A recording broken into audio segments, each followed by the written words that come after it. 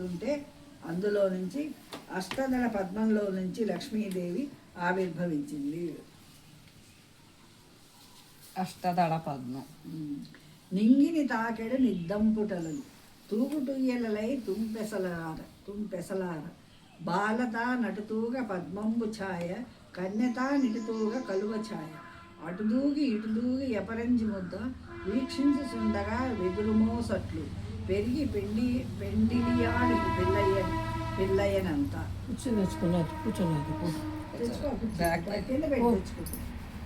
ఆ తల్లి పుట్టగానే పాల సముద్రంలో కెరటాలలా వెళ్తూ ఉంటే ఉయ్యాల్లో ఊగుతున్నట్లుగా ఊగుతోంది. అటు ఊగినప్పుడు కలువ పూఛాయ, ఇటు ఊగినప్పుడు తామర పూఛాయ. అమ్మవారు అటువంటి ఛాయతో మెరిసిపోతోంది. కల్పద్రుమంబున కళికలంబోరి తనువును పులకలు దట్టమై నిగుడ వారచాచి ప్రమోద భాష్మముల్ రాల. కల్పవృక్షము ఎంత సంతోషపడిందో అలా తన కడుపున పుట్టిన కూతుర్ని చూసుకొని పాల సముద్రుని పొందిపోయినాడు.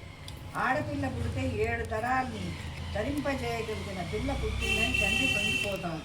అందుకని ఆయన అన్నాడు, రావమ్మ భాగ్యాల రాసి రావమ్మ, రావమ్మ ఇందిరారమణి రావమ్మ, లోక శోకము బాపు లోలాక్షి నీవు, నాకు కూతురు అవుట నా పుణ్యమమ్మ, అంచు మురిసిపోయి అంబుది స్వామి ఉప్పొంగి ఉప్పొంగి ఉప్పరం బంటే.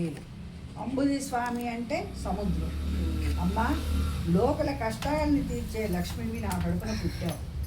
ఇప్పుడు వేరొకరింటికి లక్ష్మిగా నేను కన్యాదానం చెయ్యగలను అని సముద్రుడు పొంగిపోయినాడు.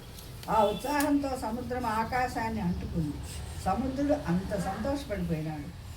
సఖియను మంగళ స్నానం ఆడింప వాసవుండర్తింపే వజ్రపీఠము పూత నదీజల పూర్ణ పుణ్యాహ కలసాలతోడ దిగ్గజము లవ్వేడ జలజాత గంధికి జలకంబులార్చి బంగారు సరిగంచు పట్టుపుట్టమ్మ కట్టంగా సుతకిచ్చే కలసవారాసి. సముద్రుడు కట్టుకొనమని పట్టుపుట్టాలు తెచ్చిచ్చాడు.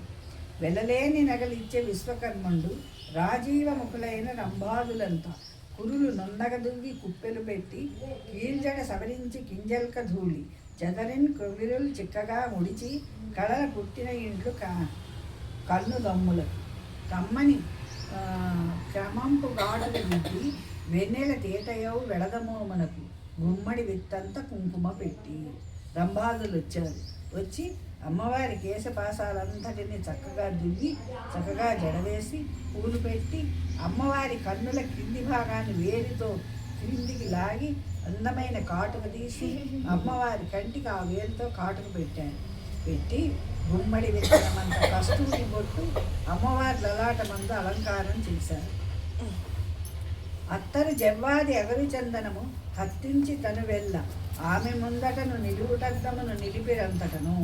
అమ్మవారి ఒంటికి కస్తూరి జవ్వాది ఇలాంటివన్నీ రాసి నిలువుటద్దం తీసుకొచ్చి ఎంత అందంగా ఉన్నావో చూసుకోమని ఆమె ముందు పెట్టారు.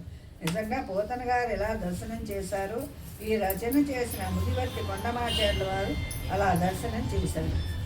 తనురూపు శ్రీలక్ష్మి దర్పణం మందు కనుబొమ్మ నిక్కగా కనుగొని నవ్వి సింహాసన ఉడిక్కి చెంగల్వ దండ చేదాల్చి ఎచ్చరల్ చేరి కొల్వంగ కుచ్చెళ్ళు మీగాళ గున్సియాడంగా గరుడ గంధర్వ రాక్షస యక్ష దివిజ సంఘమజ్జమునకు సరగున వచ్చే.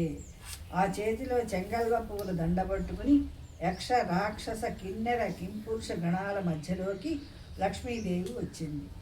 చెప్ప చోద్యంబైన శృంగారవల్లి మొలక నవ్వుల ముద్దు మోమును చూసి సోగ కన్నుల బాలుచూపులు చూసి ముదురు సంపెంగ మొక్క ముక్కును చూసి అమృతంబు తలకెడు అధరంబును చూసి సిగ్గులు నిడివడు చుక్కులు చూసి ముత్యాల మెచ్చని మునిపండ్ల చూసి పాలిండ్లపై దారు పయ్యను చూసి జవజవా మను పౌరు సౌరును చూసి గుండని విడుదల కుదిరిక చూసి కమనీయ కలహంస గమనంబు చూసి మగమున కందమవు మొటిమను చూసి మధుసూదనుడు దక్క మగవారెల్లా వలపు నికాకకు వశవర్తులైరి.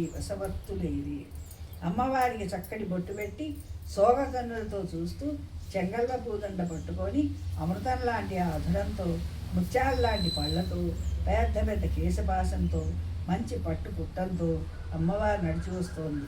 చిత్రమేమిటంటే ఆమెకి దృష్టి తగలకుండా ఈశ్వరుడు ఆమె అధరంకి ఒక చిన్న మొటిమను ఒకదాన్ని పెట్టాడు. ఆమె అలా వస్తుంటే ఒక్క మధుసూదనుడు తప్ప మిగిలిన మగవారందరూ వలపు పొందారు. అలాంటి సమయంలో కన్నులకెగదన్ను కైపున తను తిలకుంచుచున్నట్టి దిక్పాలకాది సురవర్గమును కాంచి సుదతి భావించే. వీళ్ళందరినీ చూసి అనుకుంటోంది, ఒకడంటరాని వాడొకడు జారుడు, ఒకడు రక్త పిపాసి, ఒకడు జడది, ఒకడు తిరిపెగాడొకడు చెంచలుడు, కాయకంటి ఒకండు కటికవాడొకడు, ఒకటి తరకైన ఒక్కటి తాలు, ఈమె మగమున కంటే ఇంత పసుపు. ఒక గుణం ఉంటే ఇంకో గుణం లేదు. శ్రీవత్స వక్షుండు శతరక్షకుండు పుండరీకాక్షుండు భువనమోహనుడు శంఖచక్రధరుండు శార్గహస్తుండు తప్త చామీక దగదగ్గితాంబరధరుడు ప్రియదర్శనుడు మణిపుంజరంజిత మంజుల మకుట మకర కుండలహార మంజీర కటక కాంచిక కేయూర క్రమభూషణుడు అనుపమ జ్ఞాన బలైశ్వర్య వీర్య మాధుర్య గాంభీర్య మార్దవౌదార్య శౌర్య ధైర్య చాతుర్య ముఖ్య కళ్యాణ గుణ గణౌషు మహార్ణవుండు విశ్వమంతైను తానైనవాడు శేషాద్రి నిలయండు శ్రీనివాసుండు పతి అయిన సుఖములు పడయంగవచ్చు తులలేని భోగాలు తొలతూగవచ్చు ఏడేడు లోకాల నెలంగవచ్చు నంచు సౌరికి వైచే నలమేలు మంగ చెంగల్వ విరిదండ చిత్తమొప్పంగ సకల జగంబులు జైవెట్టుచుండ శచియు గౌరియు వాణి సర్వేశ్వరునకు తలయంటి పన్నీటి తానమాడించి తడియొత్తి వేడుపత్రంబులంత చేసి నామంబులను దిత్తి నవభూషణములు గైసేవ దివిజ వర్గంబులు కొలువ కదలే నైరావణ గజముపై స్వామి. మరి నారాయణుడి కూడా మంగళ స్నానం చేయించాలి కదా, అందుకని సరస్వతీదేవి శచీదేవి పార్వతీదేవి కలిసి ఆయన మంగళ స్నానం చేయించారు. ఆయన తలకు స్నానం చేయించి మళ్ళీ తువ్వాలు పెట్టి చక్కగా జుట్టంతా ఉత్తేసి చక్కగా దువ్వి ఊర్ధ్వ పుండ్రాలు పెట్టేసి కిరీటం పెట్టేసి స్వామి వారిని సభలోనికి తీసుకెళ్ళారు. చదవమంటారా?